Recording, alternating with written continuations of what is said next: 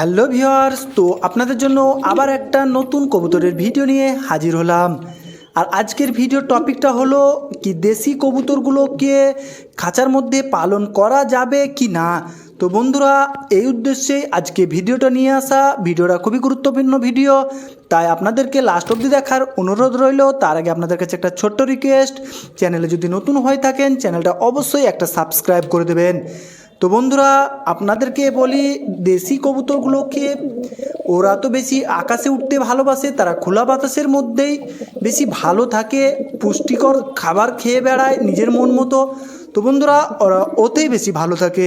কিন্তু যদি মনে করেন যে ওদেরকে আমি খাঁচার মধ্যে পালন করব, তাও আপনারা করতে পারেন, কিন্তু ওদেরকে খাবারটা খুব পুষ্টিকর খাবার দিতে হবে।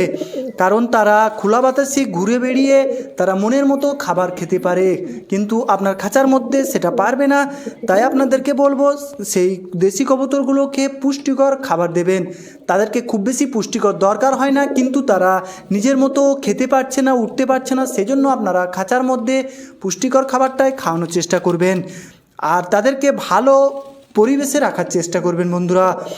আর তাদেরকে কি কি খাওয়ানোর চেষ্টা করবেন, তো এর মধ্যে আমি বলে দিই, তাদেরকে খাবারের সঙ্গে গম রাখবেন, ধান রাখবেন, ছোলা কলাই রাখবেন, সর্ষে রাখবেন, তার সঙ্গে কিছু মাটিও রাখবেন, কারণ তারা মাটিও খুব খেতে ভালোবাসে। তো বন্ধুরা, এইভাবে আপনারা দেশি কবুতরগুলোকে খাঁচার মধ্যে পালন করতে পারেন। আর ভিডিওটা কেমন লাগলো বন্ধুরা, অবশ্যই একটা কমেন্ট আর লাইক করে জানাবেন।